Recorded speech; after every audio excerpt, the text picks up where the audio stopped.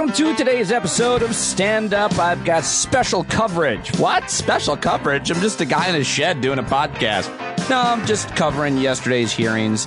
I think that it's more fun to have a little fun whenever possible, and there's nobody better to have fun with than comedians Jay Black and Noel Casler, who joined me to watch the hearings live yesterday, Tuesday, and then we talked at the recess and then again at the closing. These guys are the best. I love talking to them. They have great chemistry. It sounded, I think, pretty good, and I think you're going to like it. So, sorry I got the podcast up late again. I don't know if you noticed that, but Val and the girls came back from Sicily after almost 3 weeks, 17 days. I don't know what to say, over 2 weeks, 3 weeks. Either way, it was a long time.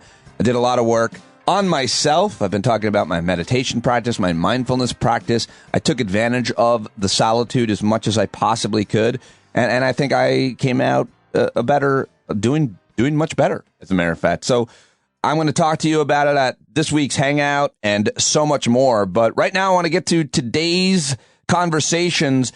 This first part takes place right during the recess of yesterday's hearings, and then I jump right into the post conversation. This is comedian Jay Black and Noel Casler, and I think it's really funny. I hope if you saw the hearings, even if you didn't, I think it's pretty good. These guys are so smart and thoughtful, and Noel is so plugged in when it comes to all things Trump world. So here we go. Comedians Noel Casler, Jay Black. Follow them on Twitter. Support them. See them live. Check out the show links for more on both of them. Here we go now. Yeah. Did you watch the January 6th hearings? I feel the responsibility to, and that's why I could only do it if I invited my friends, comedians Noel Casler and Jay Black, who's not here yet. Where's Jay? Noel, good to see you. Thanks for joining me. Thanks, Pete. Great to be here. Good to see you, my friend. I'm so happy your Wi-Fi is working. This guy just keeps talking about his Wi-Fi. It's like the most brilliant excuse for why you might not be able to join. I feel like everyone thinks that, and it's a real thing. It goes out 2 times a day, and I got to get in there and mess with the router. It's, Well, first of all, I'm trying to get Jay in here while I'm talking to you. Jay Black going to join us. Do you feel, Noel, the obligation to watch the hearings, and not that you have to watch them, as they're live, but do you feel the obligation to watch them, period? I definitely do. I think it's everybody's, obligation to watch them if they can, because it's so important. Nothing like this has ever happened in our democracy, and we can't just brush it off like another crazy thing that Trump did. This is too big. We have to watch this. Now there's Jay. Sorry, Hey. Jay. I had the door closed on you. Yeah, no, you know what? You're not the first, and you won't be the last, Pete. I get where you're coming from. Good to see you as well. Good to see the two of you. And I was just saying to Noel, do you feel the responsibility to watch it? Again, you don't have to watch it live. You got a life going on. It's the middle of the day on a Monday. These should be on prime time. I think the next one is. But do you feel like this version of history, at least this narrative, with all the players, almost all the players involved, that you as an American should have a responsibility to watch it? 100%. I think we're probably all of the same age, where we sort of came, into being in the wake of the Watergate hearings. Like that's the thing that you heard about in the 80s all the time. And you always saw video of it. And it for as bad as that was, it was living history, and there's not many chances that you get in the course of your life to actually live through something that will be studied extensively by, assuming there is a future. I believe that the Republicans are working very hard they're not worried about being remembered well by history because they're eliminating the future. But assuming we get to a future, it's going to be something that we're all going to learn about and study. And I feel like we have an obligation to watch, just as people that care about the world, even a little bit. Very well said. Noel, you know the Trump family. I love talking to you about all things Trump family. And did you see anything there today so far in the first, hour and change that surprised you from some of the players that you know, including Ivanka? It did not surprise me. That's who he is. And that's why it's important to watch. This kind of craziness is who Trump is and always has been. Rudy Giuliani calling somebody the P word in the Oval Office reminds me of the story I told you guys last time when he crumpled up his script and threw it in my face and cursed me out. And I'll say one other thing. What this really does remind me of is in Celebrity Apprentice at the after parties, he would always have these tough guys. He would have Chuck Zito there. He would have Hells Angels, literally working the door. Chuck Zito wanted to kick my ass at an after party once. He called me over and basically like, if we weren't at this party at the Met, you'd be outside right now getting your teeth kicked in. Because I took a picture of him and some Hells Angels with their patches. But Trump, and I got no beef with the Hells Angels, but Trump would always have these tough guys around him. You know, the idea of toxic masculinity has always been central to the theme of who Trump is and how he does business. And that's an important point because that's what he tried to do here. He was using muscle to get his way and intimidate. And that's not something to gloss over. That's a dangerous thing. The reason we have a democracy is it's a nonviolent solution to making political change, right? If I could just say, Noel, I think that what you're illustrating here is one of the central things that attracts a large part of his base. They mentioned a lot about the Donald.win. I think we all remember the Donald from Reddit. It's amazing. Somebody needs to write a book about the incel to MAGA pipeline because there's something about this kind of schoolyard masculinity, toxic masculinity of these guys going, I'm so tough. Rudy Giuliani going, I called them pussies. Right, Rudy, sure. Everybody was afraid of you. And I think that there is a group of men who are young men who are lost, who are looking for something to hold on to. And they're latching on to this because it gives them some kind of identity. All those YouTubers that showed up, they were all acting the same way of like, look how strong I am. It's like, you're on YouTube, bro. I don't know how strong you could possibly be. I'm just saying, you know, it's like, but I think that there's a lot to be said about what you're saying there. That the tough guy act is a large part of the appeal for the MAGA those base. are two amazing points that makes me wonder why I'm not talking to you guys all the time, because such great perspectives that Trump projects, as Noel's saying, that tough guy attitude, that fake mafia, well, actually real, total mafia. I don't know why I say fake attitude. And Jay, you're then saying that's, of course, who he attracts. Jay tweeted during the hearing, the meetings Tony Soprano had in the back room of the Bing were more civilized than what went on in the Trump White House.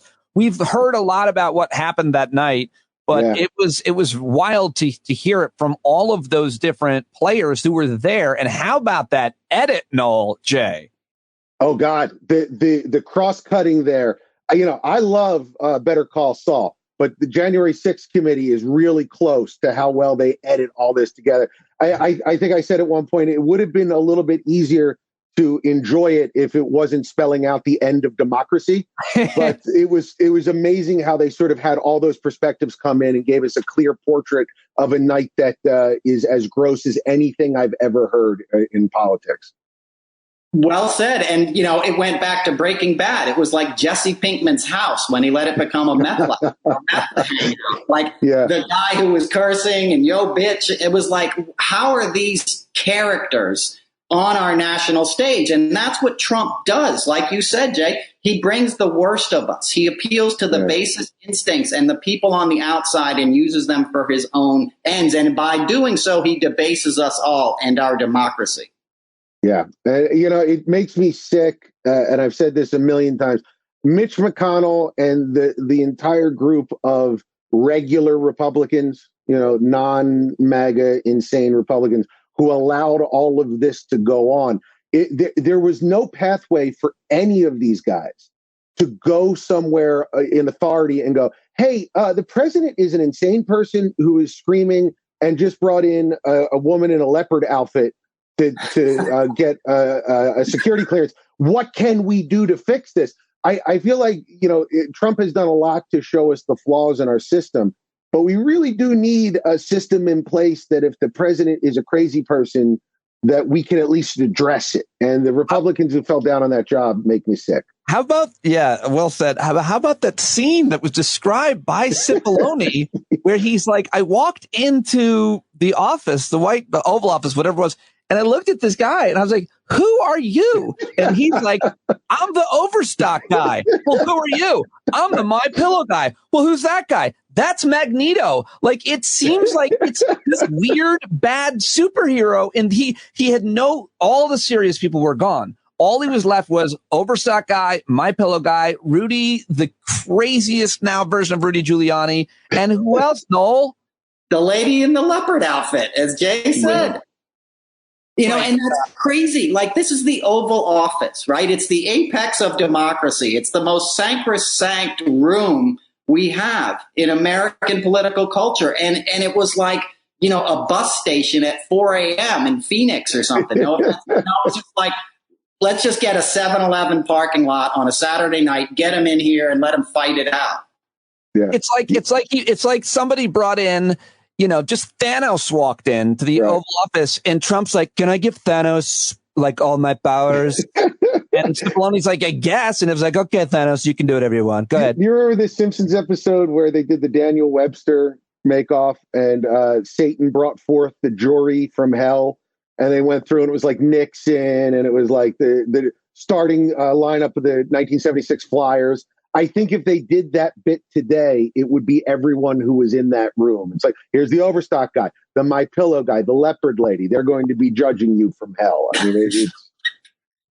So I got to say, I just love the way that this is being put together. And the question, of course, I don't really want to speculate too much, but like, how much of a difference does it make? I started there in terms of, you know, we're watching it, we're paying attention to it, but there's going to be all these other versions. Fox News or, you know, right-wing media will kind of ignore it. And people will say it doesn't matter that much. And so, you know, what did you see today? If you had to scream from the rooftops, that should matter. The people should know. I mean, what will the nightly news be talking about? At least in hour one, we still got more to go. Any reactions to anything, guys? Yeah. So go on, Noel. You go, Jay. My first thought was the genius of the January 6th committee. Remember, you're not going to get the 35% that are red no matter what. They are gone. You're never going to get them. We're looking at 4 or 5% of independence is what matters when it comes to the midterms. And I think what they're doing is, and it's actually quite masterful, they're taking what we already knew about January 6th, and they're laying it out so perfectly clear that it leaves no room for doubt. Because if you're an independent who's right-leaning, you can talk yourself into, well, it was just Trump and it was a bad situation. I don't think you can do that after watching any of this. So I hope that 4 to 5% does get moved, and it feels like it's doing its job. Excellent point, Jay. And the way they're masterfully juxtaposing the establishment Republicans, right? Your Bill Barr, your Pat Cipollone. These guys are Opus Dei conservatives. These are hardcore, dyed-in-the-wool conservatives. And the top of the hearings are always like these people telling Trump, no, he lost. There's nothing you can do. Mitch McConnell announcing it on the Senate floor. And then having the second end, basically Trump exhorting his followers to violence and showing how unstable and sketchy and bloodthirsty these maniacs are. That should stick with people, and that should scare people, even Republicans. You know, they're talking about murdering cops. And the fact that he sent that "it'll be wild" tweet, what was it, like 4 hours, 5 hours after that insane meeting? How could you not draw the conclusion that he looked at this situation and said, I need to do this via my followers because I have no other recourse? I mean, it's circumstantial, but you'd have to be an idiot to not see the connection. What did you think of the Twitter employee who disguised their voice? Don't you think all of his, I think it's a guy, I'm saying it's a guy, former coworkers are like, dude, that's definitely Gary. Yeah, for sure. It's Gary is always talking. In fact, what if that was Gary's real voice? Well, what difference, you know, I don't know what impact that had. Who knows? You know, we need to know who that was. But I think that employee made the points that we already knew about what Twitter's role was. But just getting back to the point you just made, Jay, we're all comedians. We all promote our gigs. Yeah. Can you imagine having 1 billion followers, being the most famous person in the world, and be like, meet me here? Right. Yeah. Yeah. And it's going to be wild. Noel, how much of a an insurrection promoter was Donald Trump? Did we learn even more today based on all those clips from all those right-wing crazy YouTubers, et cetera? Yeah, he was the Bill Graham of insurrectionist promoters. You know, it was like, And so was Ginny Thomas, whose name hasn't really been mentioned yet. She was promoting that thing on her Facebook. And that's why I called her one of the organizers. Because, like, if you're tweeting out flyers for my comedy show, you're on my team, baby. You're selling tickets because we know how effective it is. I can get 30, 40, 50 people to come. You know what I mean? You know it works. You tell people to show up and they're fans of yours, they're going to come. And like you said, Pete, we're talking 50 million people or whatever that are following. You know, like sometimes you have a gig and you'll get the call from the promoter that goes, we're a little light for Thursday. Do you think you could send a few tweets? I'm wondering if Ginny Thomas was like, hey, we're a little light on the insurrection party. Do you think you could shoot out a tweet just to see? I want to bump up the pre-sales. That's all. I just got to bump up the pre-sales. In a weird kind of way, January 6th and a lot of these other events are like bringer shows for comedians because you get to go on stage as long as you're famous and you're drawing people in. So if anybody, Kid Rock is like, hey man, I'll promote your appearance, Trump, if you let me come on and say a few words. If it's the governor who he's trying to elect, you know, he really only supports people who have big followings, which is how Noel, he tends to win things. He gets behind a proven, you know, winner on something and then he ends up destroying it. But what do you think of just all these people who were there on January 6th and how he just leverages personalities until he ran out of them and he just had to go crazier and crazier? I think that's it. I think you just summed it up brilliantly, Pete. And it was the ultimate bringer show, right? If he got enough people to show up, he got to stay the headliner, right? Yeah. He got to come back next month and still, you know, be the headliner. He wanted 100,000 people. He wanted a couple million people. You know, it's insane. And it's not how we run this country, right? It's not how this system is designed. It's not about people in the streets. It's about peaceful people showing up at the ballot office, you know, ballot box. So you nailed it. I can't add to that. That was brilliant.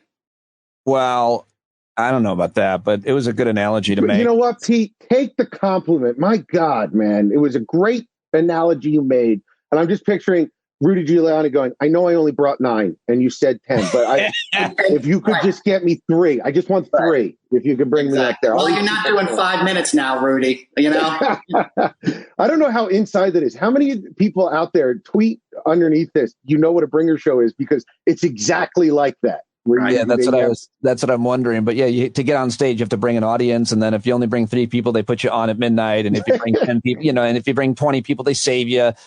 So those people don't leave. It is the worst racket and entertainment outside of a lot of other things where you have to give up sex and stuff. I realized what I was saying there. You know what? I'm just bookers. That's on the table for me. Yes. All right. Well, we have exhausted hour 1, I think. Lots of great reactions from both you guys. I really appreciate it. The January 6th committee hearing is about to resume. And for those of you listening on the podcast, it's just going to be seamless. I hope you listen to the hearing. I really appreciate Noel and Jay going live on Twitter to react to this. And hopefully you guys will be available in a little while when they're done. Thank you both. Thanks, guys. Awesome. I'll see you in a minute. See you in a minute. Yeah. All right. That's the recess. And now here is what we talked about at the closing after the testimony, the confirmation hearings ended yesterday. Back now to comedians Jay Black and Noel Casler. And if you like this, let me know. And if you don't, let me know that too. Here we go. Authoritarian parties have 2 essential features in common in history and around the world. They do not accept the results of democratic elections when they lose, and they embrace political violence as legitimate. And the problem of incitement to political violence has only grown more serious in the internet age, as we have just heard. But this is not the problem of one party. It is the problem of the whole country now. American democracy, Mr. Chairman, is a precious inheritance, something rare in the history of the world and even on earth today. Constitutional democracy is the silver frame, as Lincoln put it, upon which the golden apple of freedom rests. We need to defend both our democracy and our freedom with everything we have and declare that this American carnage ends here and now. In a world of resurgent authoritarianism and racism and anti-Semitism, let's all hang tough for American democracy. Thank you, Mr. Chairman. I yield back. Woo-wee! Jamie Raskin. Gentleman yields back. Without objection, the chair recognizes the gentlewoman from Florida, Ms. Murphy, for a closing statement. Thank you, Mr. Chairman. Hard to follow. At one of our first hearings, Chairman Thompson explained that the members of this committee would not spend much time talking about ourselves. Rather, we would let the evidence play the leading role. And the chairman was right, because this isn't about promoting ourselves as individuals. It's about protecting the country we love. And it's about preserving what actually makes America great: the rule of law, free and fair elections, and the peaceful transfer of power from one elected leader to the next. But if I may say a word about myself and why I'm proud to serve on this committee, I'm the only member of this committee who was not blessed to be born an American. I was born in Vietnam after the Vietnam War, and my family and I fled a communist government and were rescued by the U.S. Navy and were given sanctuary in America. My patriotism is rooted in my gratitude for America's grace and generosity. I love this country. On January 6th, 4 decades after my family fled a place where political power was seized through violence, I was in the United States Capitol, fleeing my fellow Americans. Members of the angry mob had been lied to by a president and the other powerful people who tried to convince them without evidence that the election had been stolen from them. Some of them then tried to use physical violence to overturn the outcome of a free and fair election. Our committee's overriding objective is to fight fiction with facts, to create a full account for the American people and for the historical record, to tell the truth of what happened and why it happened, to make recommendations so it never happens again, to defend our democracy. To me, there's nothing more patriotic than that. Thank you, Mr. Chairman. I yield back. Young lady yields back. Without objection, the chair recognizes the gentlewoman from Wyoming, Ms. Cheney, for a closing statement. Thank you very much, Mr. Chairman. Mr. Chairman, let me put what you have seen today in a broader context. At the very outset of our hearings, we described several elements of President Trump's multi-part plan to overturn the 2020 election. Our hearings have now covered all but one of those elements: an organized campaign to persuade millions of Americans of a falsehood that the 2020 election was stolen by widespread fraud, a corrupt effort to pressure Vice President Pence to refuse to count electoral votes, an effort to corrupt the U.S. Department of Justice, efforts to pressure state election officials and legislators to change state election results, a scheme to create and submit fake electoral slates from multiple states. And today, you saw how President Trump summoned a mob to Washington for January 6th, and then, knowing that that mob was armed, directed that mob to the United States Capitol. Every one of these elements of the planning for January 6th is an independently serious matter. They were all ultimately focused on overturning the election, and they all have one other thing in common. Donald Trump participated in each substantially and personally. He oversaw or directed the activity of those involved. Next week, we will return to January 6th itself. As we have shown in prior hearings, Donald Trump and his legal team, led by Rudy Giuliani, were working on January 6th to delay or halt Congress's counting of electoral votes. The mob attacking and invading the Capitol on that afternoon of January 6th was achieving that result. And for multiple hours, Donald Trump refused to intervene to stop it. He would not instruct the mob to leave or condemn the violence. He would not order them to evacuate the Capitol and disperse. The many pleas for help from Congress did no good. His staff insisted that President Trump call off the attack. He would not. Here are a few of the many things you will hear next week from Mr. Cipollone.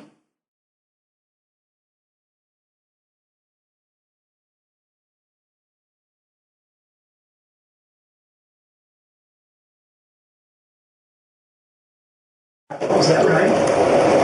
I was, and others were as well. Was it necessary for you to continue to push for a statement directing people to leave all the way through that period of time until it was ultimately issued after? I felt it was my obligation to continue to push for that, and others felt it was their obligation as well.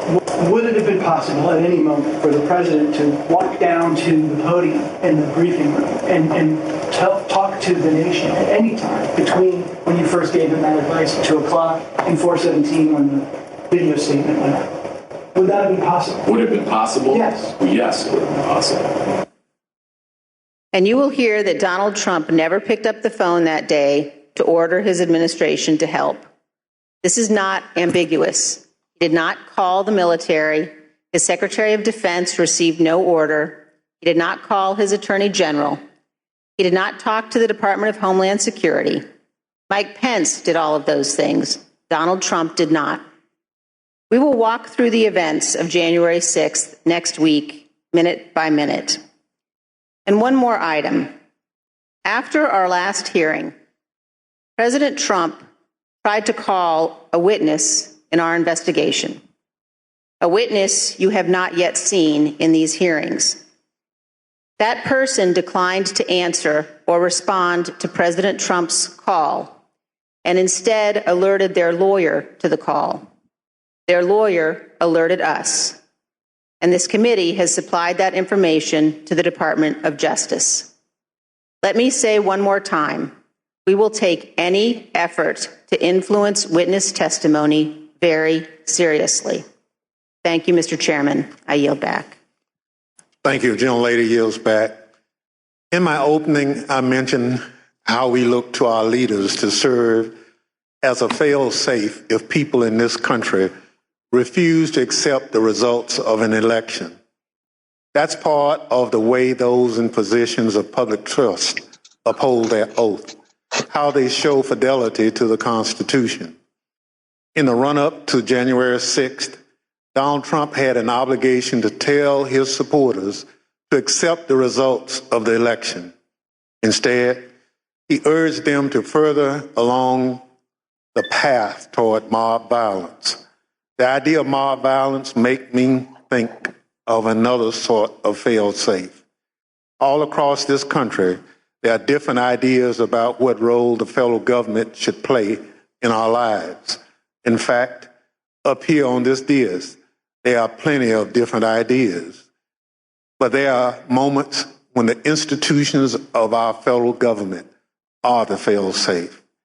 I am from a part of the country where, had it not been for the federal government and the Constitution, my parents and many more Americans like them would have continued to be treated as second-class citizens. The freedom to be able to vote without harassment, travel in relative safety, and dine and sleep where you choose is because we have a government that looks over the well-being of its citizens. This is especially important in moments of crisis. When we have a natural disaster that state governments can't handle on their own, when there's an emergency that requires action by our public health services or our military, we have a federal government. What happened on January 6, 2020 was another one of those moments in history that test the strength of our federal government.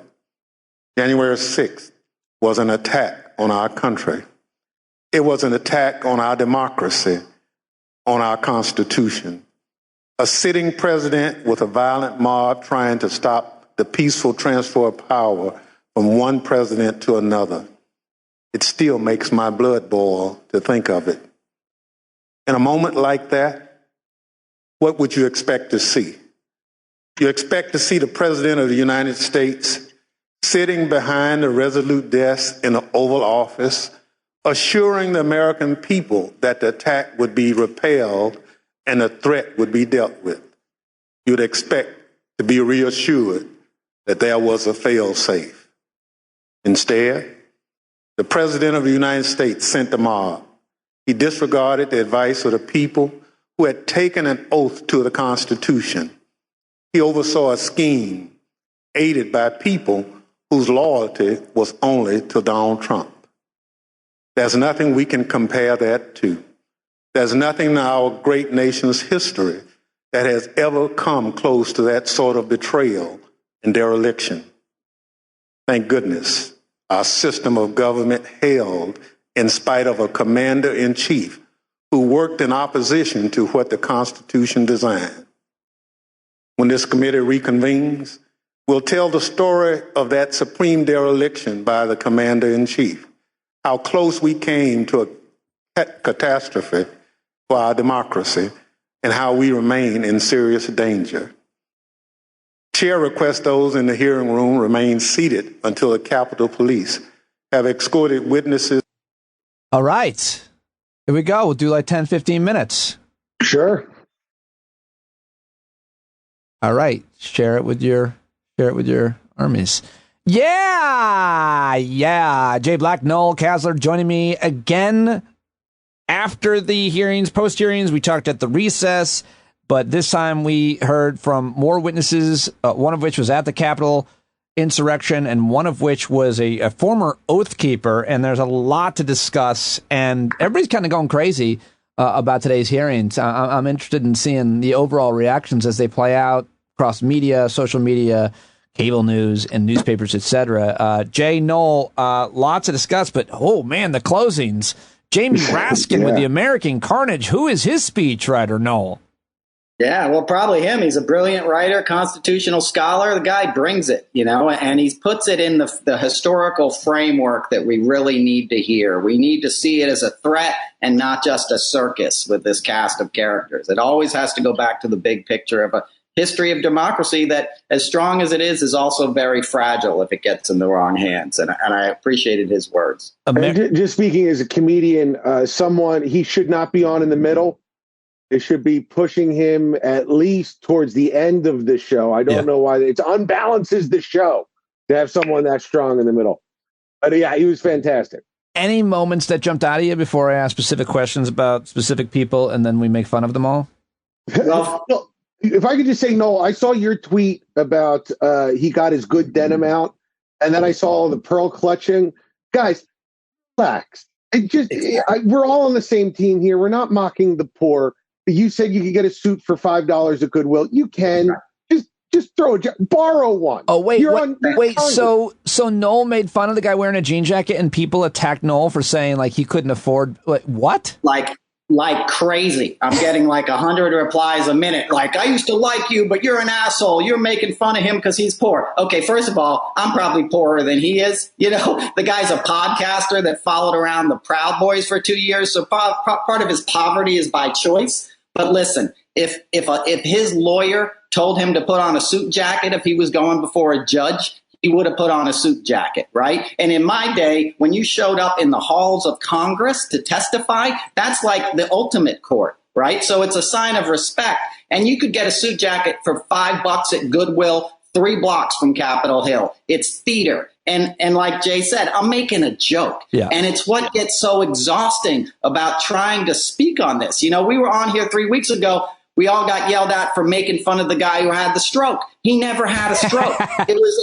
It was injected into Twitter, and everybody ran with it. And I spent the rest of the evening getting like hate tweets and shit. And the guy never had a stroke. He never had a stutter. He had to put out his own tweet 2 days later. Like, guys, my friends are calling me saying, what's wrong? Like, that's how I talk. We're just comedians. We're taking a little of the, pressure off and commenting on something we care deeply about. Relax a little bit because it does get old, I do wonder if he was looking at like several jean jackets and he was like, how do I want to make a statement? But I don't want to down home, but not too down home. He's really selective about his jean jackets and his fucking face tattoo. I mean, come on, people. I mean, this guy is not. I want to be able to continue to make fun of people, so I like it. So then the other witness that you had Ayers, and the other guy's name was Tattenhoff, and he seemed to really just get caught up, and he seemed like to be the perfect witness because he didn't seem to be in a militia. He seemed to go down a rabbit hole, and he was like, well, the president said to come, and well, the president said to go to the Capitol, and well, I have no job or hope anymore, and my family's ruined, and so I wish I hadn't have followed the president, but. Most of the people that followed him that day and continue to follow him don't ever have that see the light as this guy did, is my take. No, I thought it was the most telling thing he said was when he said the second the tweet came out telling everybody to go home, the crowd started to disperse. Yeah. Which says to me, Trump could have ended this literally at any time. He had that kind of control over the crowd. And this is part of what they said during the wrap up. you expect the president to do everything he can to diminish violence, especially violence that is threatening the foundation of the country. And he did nothing until his hand was forced 2.5 hours after the whole thing started.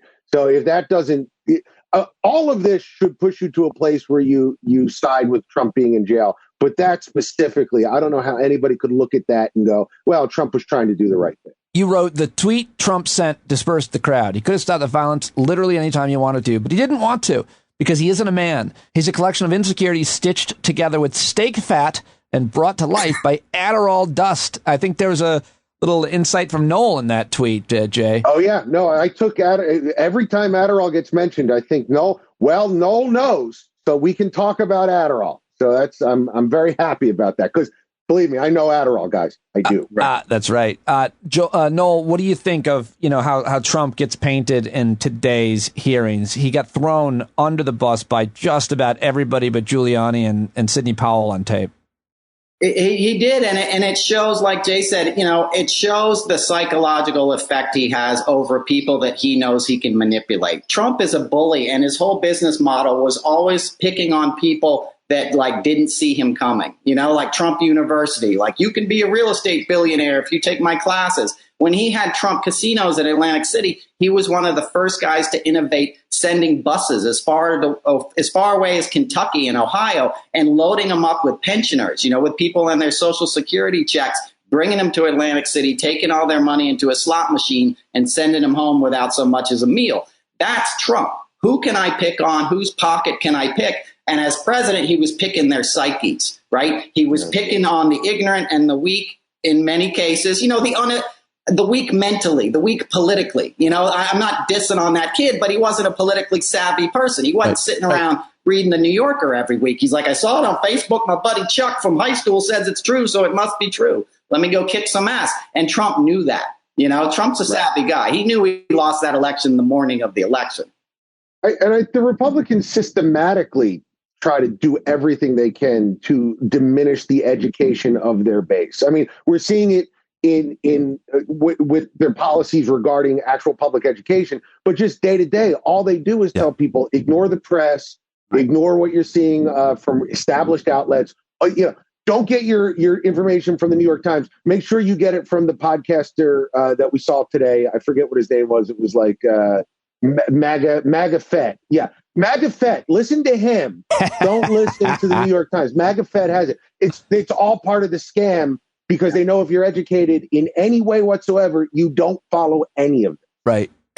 And that's the danger of this, is it's the branding. It's like we touched on in the last segment, the wave the flag, put this toxically masculine sticker on your pickup truck, wear a T-shirt, a Screaming Eagle tattoo, like the dumbing down of America, in addition to the branding of this toxically masculine fascism, is a dangerous thing, because then you're throwing homophobia and anti-Semitism and racism and xenophobia on top of it. And it becomes this toxic trio that is powerful, especially when it's manipulated by savvy or wealthier people like Mitch McConnell or the Koch brothers or Supreme Court, Well said. But they took a look at the worst part of middle school and said, let's make that our country.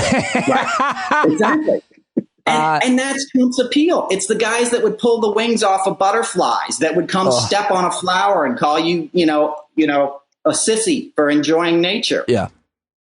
Wow, that really hit home right there. I got to take a minute. That was too personal. That might have happened. I don't know. So you both reacted, both of you, on Twitter during that last portion of today's seventh installment of the hearings to Stephen Miller. There was a mention of Stephen Miller. Apparently, Donald Trump and Stephen Miller were talking for 25 minutes. Was this on January 6th? I think, Jay, you said something like you were really surprised that Stephen Miller can stay above ground for 25 minutes. And no. And Noel tweeted, Stephen Miller has the effect of a larva marinated in Satan's piss, which I think is too far. I think I wasn't offended by the denim reference, but I'm writing an angry tweet right now, Noel. You need to be called out on this. This is a human being, questionably.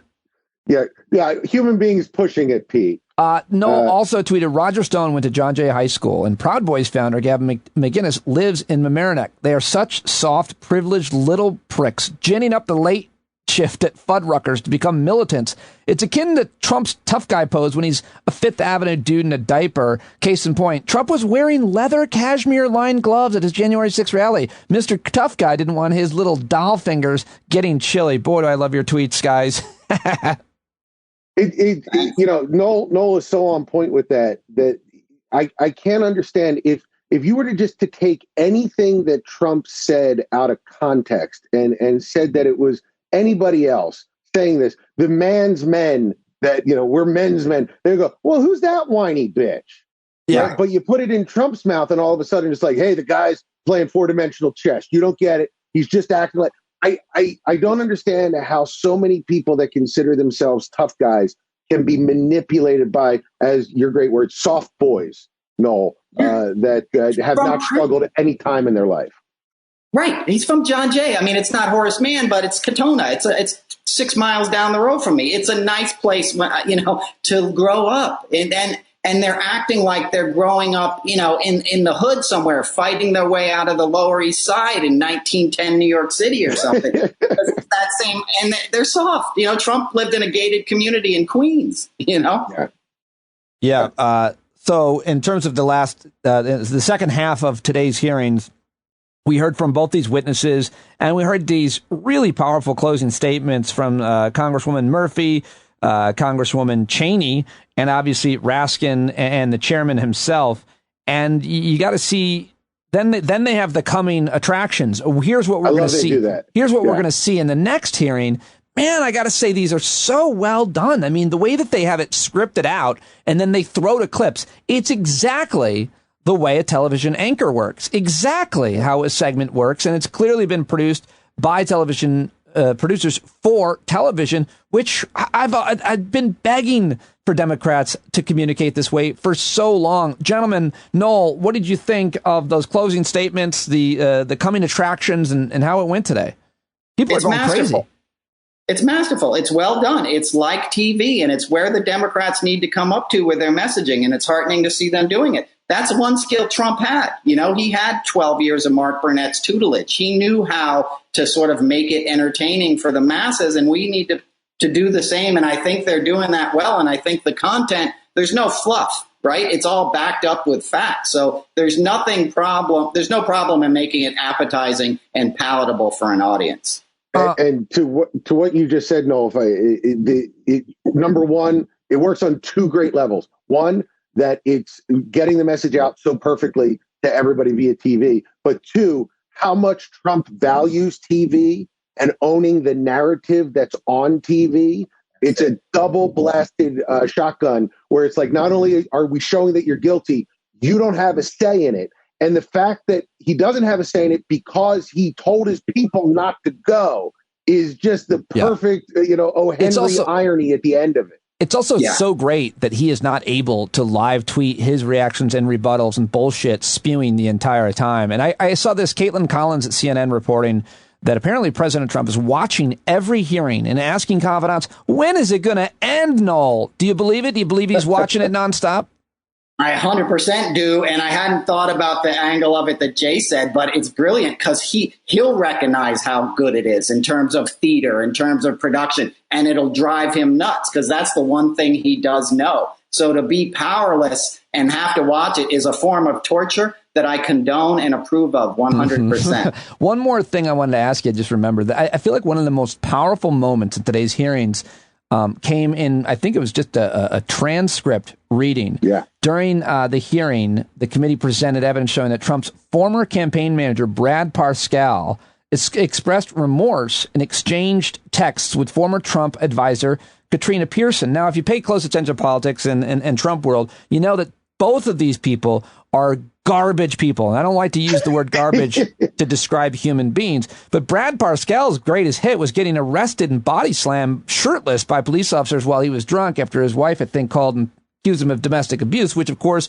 is a prerequisite for all men that worked in the Trump administration. You had to have beaten up at least a few people, women preferably, to get a job there. But he expressed remorse in these texts, and they read them. And Pascal referred to Trump as, quote, a sitting president asking for civil war. Katrina Pearson replied, you did what you felt right at the time, and therefore it was right. And Pascal replied with, yeah, but a woman is dead. If I was Trump and I knew my rhetoric killed someone, she writes, it wasn't the rhetoric. And he writes, and this is, I thought, the most powerful thing, Pascal to Pearson, I think that matters. He writes, Katrina, yes, it was. Pascal, Trump's campaign manager, saying Trump's rhetoric got Ashley Babbitt killed. Not to mention the other ones. He was only talking about her. Noel, what do you make of that? That's well said, and you're right. His rhetoric did get him killed, and it's amazing that even Brad Parscale, a guy who was so down with the team, would be turned like that. I keep using these analogies all day, but it reminds me of Breaking Bad, when Jesse Pinkman became the sort of morally outraged one at the end, was like, what, you killed the kid? Like, what's wrong with you guys? And everybody else was like, well, it had to happen, it was an accident, blah, blah, blah. It's the least likely people that find some sort of morality in these moments, and it gets pushed too far. So I think it's very telling. What do you make of that moment, Jay? There is a beautiful thing in the exchange, because if you see, there's literally no punctuation between them. They're texting like two people do very quickly. But when he writes, Katrina, it did, he puts a period. And I don't think that Brad Parscale has a very good literary bent. I don't think he majored in English and he was trying to make a point with the poetry of his language. But I do think that the absolute finality of Brad Parscale putting that period, that leaves no room for discussion, at least for me as someone, I did go to a state college in New Jersey, so I know these things, guys. Just seeing that period there, I thought that it really hammered home the point that we're trying to make. And just in general, if Brad Parscale is the moral center of your group, right, you have a really bad group, guys. Just change your group up a little bit. They don't. Does the Trump world have a moral center, Noel? No, it doesn't. It's a black hole. It's so immoral. Yeah, it's you've been around them. You know what they're like. That they attract immoral people. Yeah. They attract people that are looking to make a buck off of the situation and sort of get off on the sadism. Gentlemen, another great. You guys are better at analyzing this stuff than anything you could see on cable. I look forward to doing it again. I heard the next one is in prime time, so we'll keep. My favorite thing to do, and I told my kids that, and they said, "What about us?" And I said, "Nope, I like Pete and Noel better than both of you." And that's so sweet. That is so sweet, Jay. They're actually joining. They're actually joining me on the show next week. Your kids. They're going to have a lot to say, Pete. I'm going to be honest with you. Not super happy. Noel, final word. That's it, man. I love talking to you guys. You're both so smart and funny. The leopard lady stuff had me rolling on the break. Sidney Powell, the leopard lady. Perfectly done.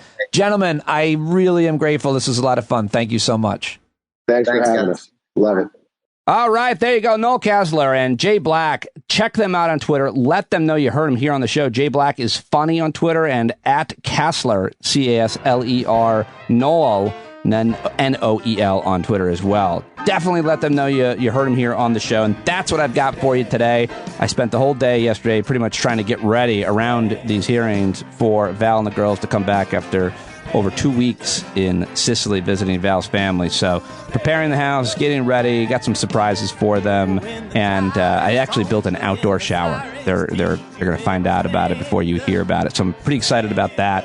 Put all kinds of flowers on the deck, and I really decorated it so when they came back, the pool's ready and everybody will be happy. And I hope that you are. I hope wherever you are, you're finding joy in your day. I look forward to talking to you. And come see us tomorrow night, or tonight, I should say. It's tonight in New Jersey. I'll be in southern New Jersey, Ventnor City, New Jersey.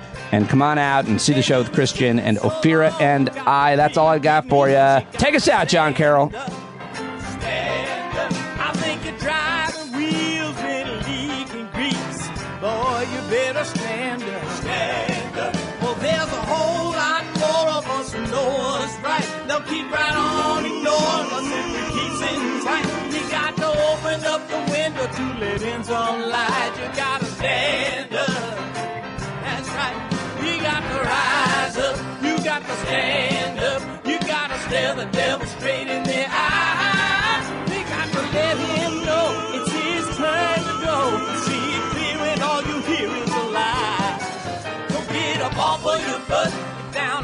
over your fence. Even if it ain't a very friendly audience, well, they'll begin to listen when you start making sense. And you stand up, stand up. No need to point your rifle to defend your town. Just stand up, stand up. You know they can't deny you what you're laying down. Boy, you better stand up, stand up.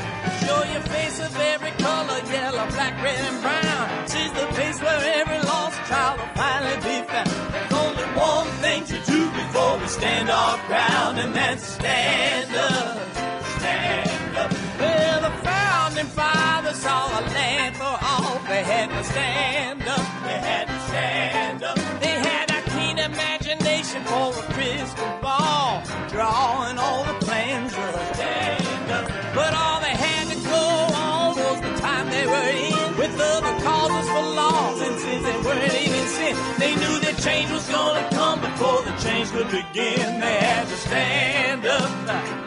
All right, they had to stand up. We got to stand up. We got to look the devil square in the eye. We gotta let him know it's his time to go, and make it clear when all we hear is a lie. Why you lying awake wondering where the money all went? It'll be the cost of freedom that'll go unspent. You can see him flee the scene of that experiment if you stand up. All right, we got to speak up, we got to reach up and raise your voice in every way you know how. Don't be toes up, you got to show up. Ain't no better time to do it but now. No need to pledge allegiance to no wanton tribe. Rise up, show obedience to the voice inside, and listen well and it'll tell you not to run and hide. It says stand up.